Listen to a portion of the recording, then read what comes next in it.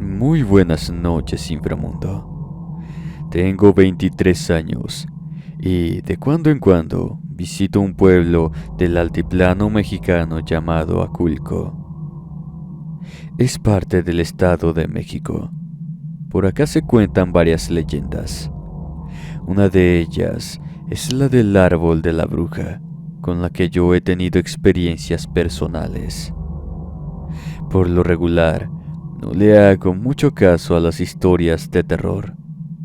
Me gustan, pero en la mayoría de los casos, considero que no son tan veraces como se pudiera pensar. Sin embargo, una noche me tocó ser testigo de que al menos la historia del árbol es real. Se dice que en el pueblo, hace mucho, vivía una chica muy bonita.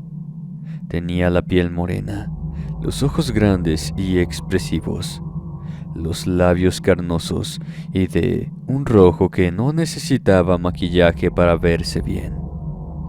Además de tener una cabellera larga y de color negro que ataba en una trenza sedosa. Siempre andaba vestida con las mejores prendas que se podía hacer, dejándoles bordados primorosos en las mangas y cuello para que se vieran bien. Ella tenía todo para salir adelante, excepto una cosa. Venía de una familia que se sabía que practicaban la magia negra. De toda la vida, en Aculco era bien conocido que sus parientes tenían tratos con diferentes entidades, todas ellas dedicadas a hacer el mal a otras personas, fuera que lo merecieran o no. Se supone que la muchacha no tenía malas intenciones de principio. Simplemente era hija de esas gentes con costumbres escalofriantes. Muchos de los pobladores decían que en las noches, sobre todo las de luna llena, se podía escuchar el sonido horrible de los gritos de los condenados, que le estaban ayudando con sus fechorías, algunos de los cuales pedían por ayuda. En esos momentos los habitantes del pueblo se ponían a rezar, además de cerrar puertas y ventanas, con tal de alejar a los malos espíritus y darle a las ánimas prisioneras algo de descanso. Cuando la chica tuvo edad de buscar pareja, ninguno de los hombres del pueblo se animaban a echarle la mano. Incluso con lo bonita que era, no había nadie que quisiera confraternar con la familia de brujas a la que pertenecía. Poco a poco, la mujer fue reduciendo sus expectativas, hasta que se dijo a sí misma que no necesitaba una relación, pero había un punto inolvidable de su mente. Quería tener hijos, e incluso para ese detalle, ni todas las estratagemas, deseos, acorralar a los hombres en la oscuridad les sirvieron. Muchos mantuvieron intimidad con ella, obligados por la lujuria o la magia, pero su vientre simplemente no daba frutos por más que se esforzara. La misma muchacha pensó que esto podría ser por los ritos en los que había practicado desde niña. Quizás la habían hecho infértil sin siquiera darse cuenta.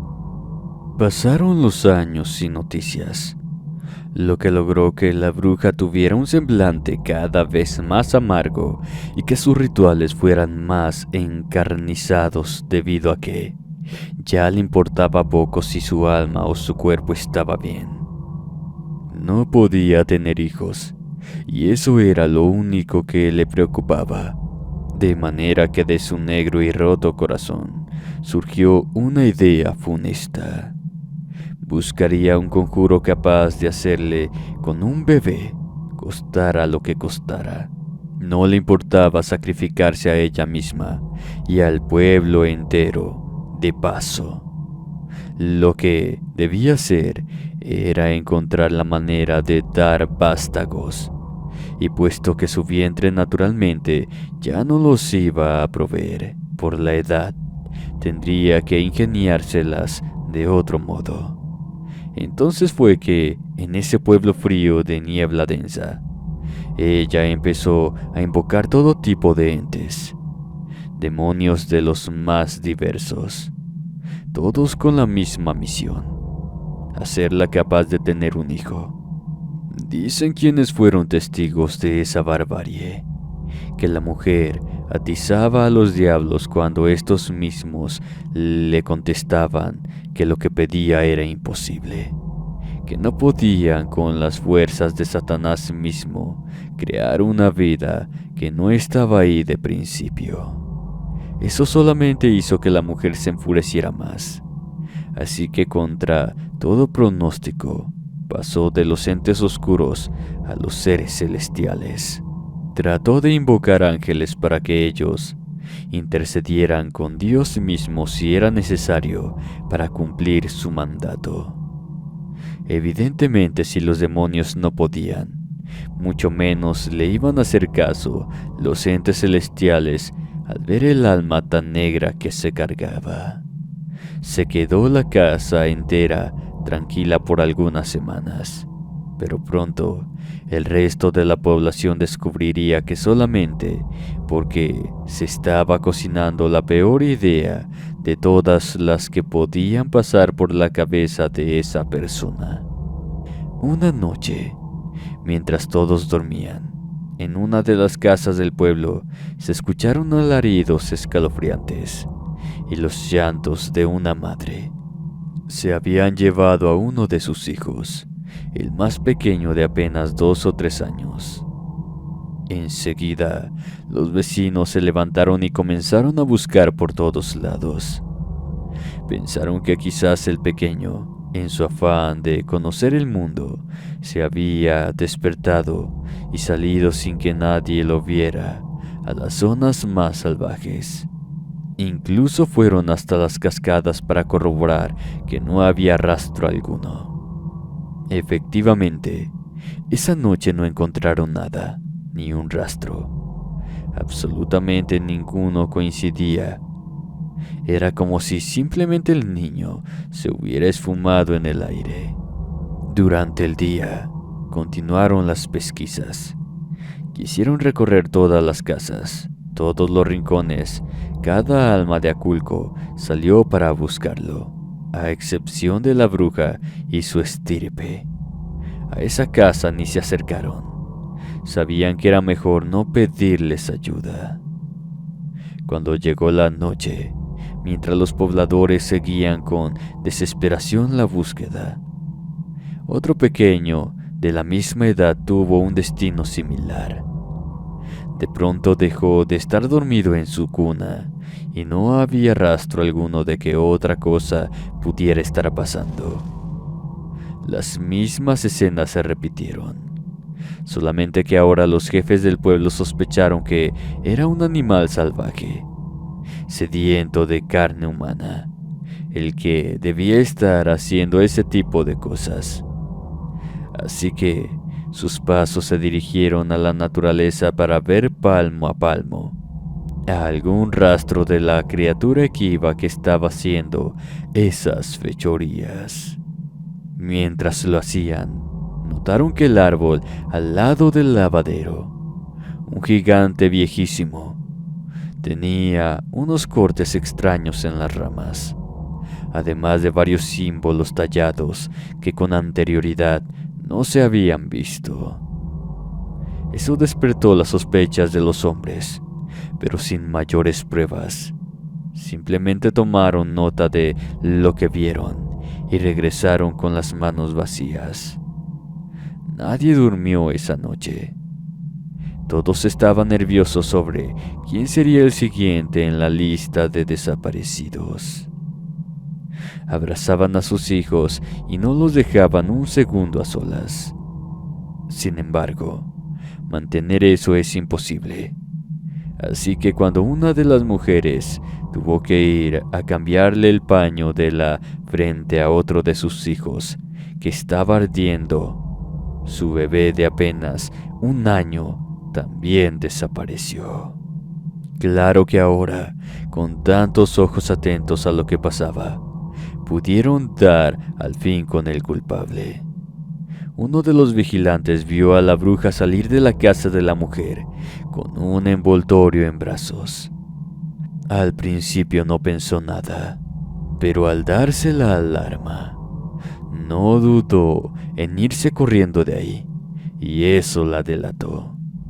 Ya con las pruebas de lo que pasaba, todos se armaron con antorchas y cuantas piezas de metal se encontraron, desde machetes hasta trinches, y se dirigieron furiosos a la casa de los brujos.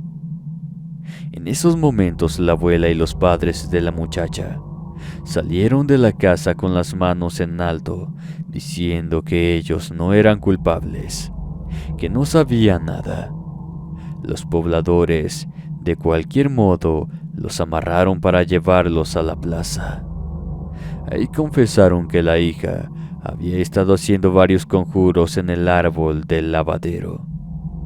Si ellos querían saber la verdad, deberían ir a ver qué estaba tramando ahí mismo.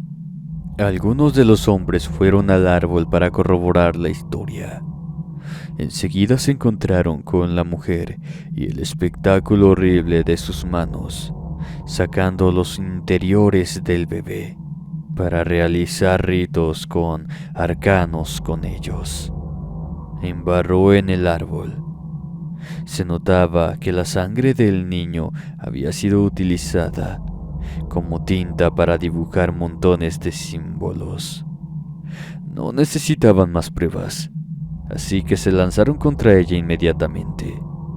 Pero la bruja tenía más de un truco bajo la manga, y luego de aventarles polvos irritantes a los ojos, se desvaneció en el aire. Los que estuvieron presentes contaron que ella se fusionó con el árbol, que fue como si la corteza se hubiera abierto para dejarla pasar, y luego simplemente su rostro se volvió uno con la planta. Al ver eso, uno de los hombres soltó un machete con furia al árbol. No la iban a dejar ir así de fácil, luego de haberle causado tanto dolor a las madres e inocentes que había separado.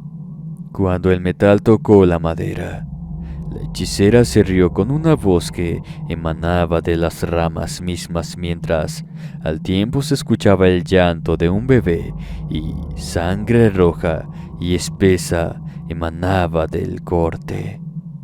Ante el horror de los pobladores, la mujer les dijo que ahora los 4 eran uno solo, y que si querían matarla, tendrían que pasar por todos primero. Su risa sonaba como una maldición en los oídos de esa pobre gente, que impotente ante esa desgracia, simplemente clavó sus armas alrededor del árbol en señal de frustración. Preguntaron a los parientes vivos si sabían cómo romper el conjuro, pero ni ellos tenían idea de cómo realizar esa hazaña de la magia. Pese a su deseo insano por tener descendencia, ella era un genio de la brujería que nadie había alcanzado en varias generaciones. Al no tener más poder hacer, los pobladores se conformaron colgando de las ramas de ese mismo ente a la parentela de la bruja. Dicen que los alaridos de la mujer se dejaron oír por varios días, al igual que el llanto de los niños, por lo que decidieron bajar los cuerpos y enterrarlos. Después de un tiempo, las madres con pérdidas comenzaron a cuidar el árbol, ya que pese a tener el espíritu de la bruja, también tenía al de sus vástagos. Nadie acabó de comprender cómo es que la bruja pretendía ser madre mediante esa treta. Pero ciertamente, el árbol siguió con el ritmo de vida normal y se produjo como todo árbol llega a ser. Quizá esa era la manera en que tenía que darle la vuelta al destino y jugar a que podía ser una progenitora. De cualquier manera, quedó la leyenda de esos sucesos como parte de Aculco, lo que me lleva a mi experiencia. Recuerdo que era una noche especialmente helada. La niebla era espesa y retadora. Había ido a visitar a mis abuelitos junto a mi madre y hermanos. En el pueblo teníamos numerosos primos con los cuales jugar y que siempre tenían una leyenda como la que les acabo de contar en la punta de la lengua. En ese entonces tendría unos 10 años. Así que cuando me dijeron sobre la bruja del lavadero, se me heló la sangre. Pero como a uno de los primos de más edad, unos 15 años, se le ocurrió retarme a ir a tocar el árbol y regresar corriendo, no lo dudé. Me las daba de ser muy valiente y no me importaba correr el riesgo con tal de que los otros niños me respetaran. Le dije a mi primo que él también lo hiciera, o sería un cobarde por haberme dejado hacerlo sola.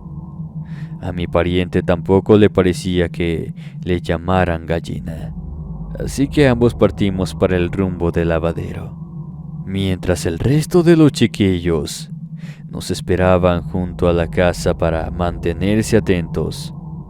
Así mi madre u otra de las tías nos llamaban. Conforme nos acercábamos al río, sentía que mi valor comenzaba a flaquear, y lo mismo pude percibir en mi primo. Como que saltaba a todo momento, atento a cualquier ruido que hicieran las plantas o el agua misma. Yo trataba de no mostrar mi miedo, pero no puedo evitar tomarlo de la mano cuando una cigarra lanzó un chirrido en medio de la oscuridad.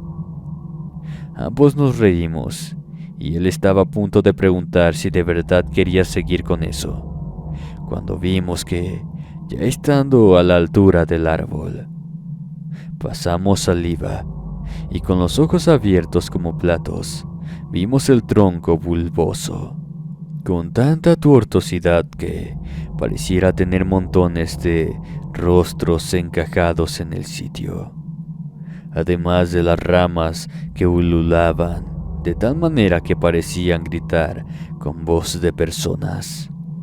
Ambos nos abrazamos y creo que mi primo dijo en voz baja que no hacía falta tocarlo cuando mi mano, como arrojada por una voluntad que no era la mía, tocaba aquel árbol maldito. Enseguida un silencio sobrenatural invadió todo. Mi primo me quiso jalar de ahí, sabiendo el peligro latente que esa cosa representaba.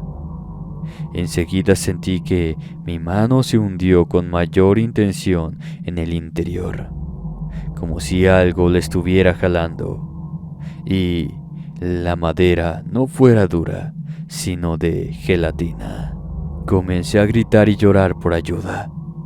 Mi primo inmediatamente me jaló la mano, pero era muy doloroso que me quitara de ahí. Pudimos escuchar la risa de una bruja surcar el aire.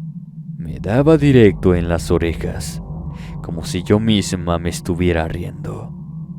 Grité de angustia y dolor. Sentí una voz en el interior del árbol que me decía que no me resistiera, que dentro de poco todo iba a terminar.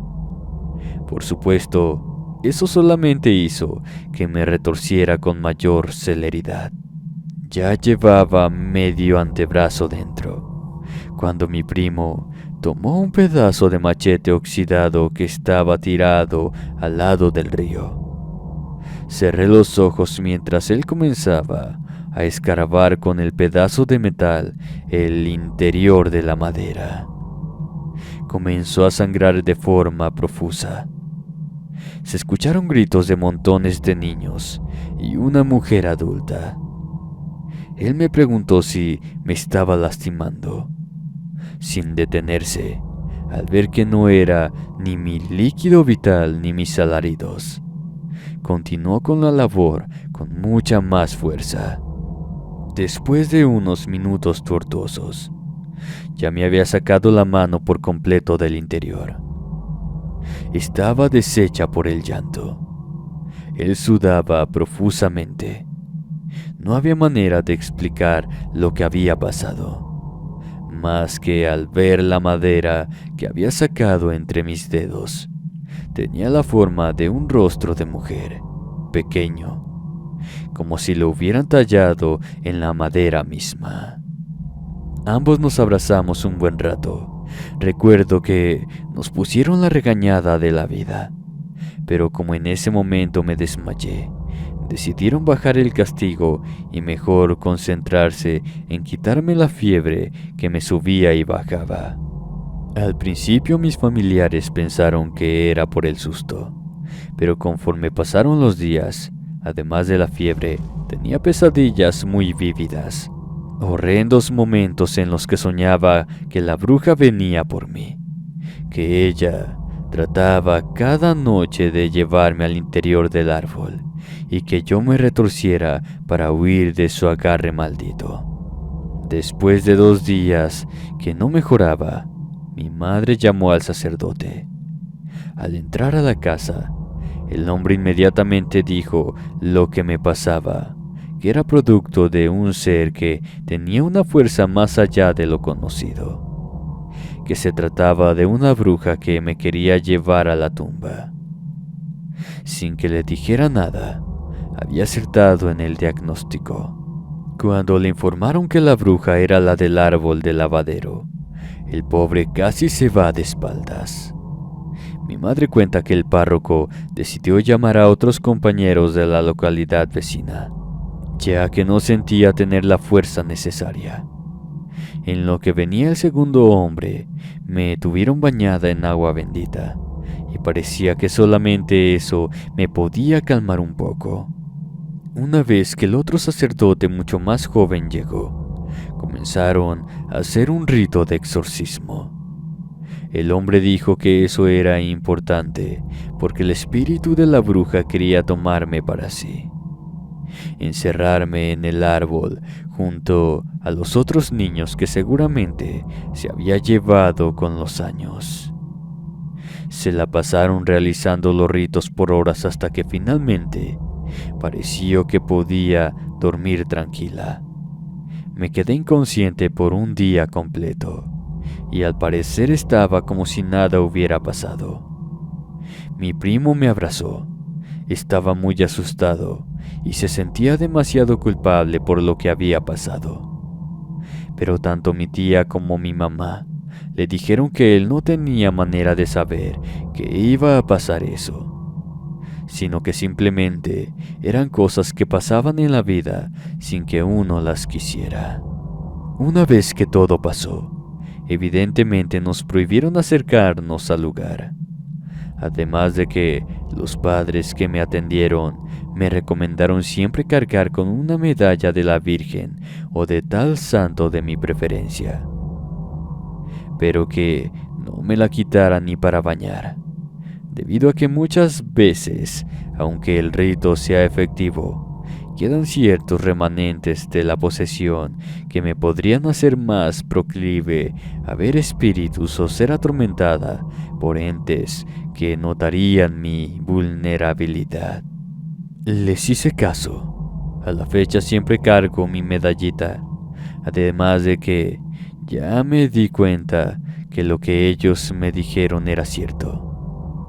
Una vez que me la quité para ir a una fiesta, la pasé horrible porque toda la noche me la pasé sintiendo que algo me observaba desde la oscuridad, esperando a que mis pasos fueran llevados a la oscuridad y poder hacerme lo que quisieran. La verdad, no pude disfrutar de la fiesta, así que me regresé temprano a mi casa, y en cuanto me puse de nuevo la cadenita, todo volvió a la normalidad, como si me hubieran quitado un peso de encima. Amigos, esta ha sido mi historia. Como saben, muchas de las leyendas solo quedan allí. Sin embargo, soy fiel creyente de que esta leyenda, que ha pasado de generación en generación, es real.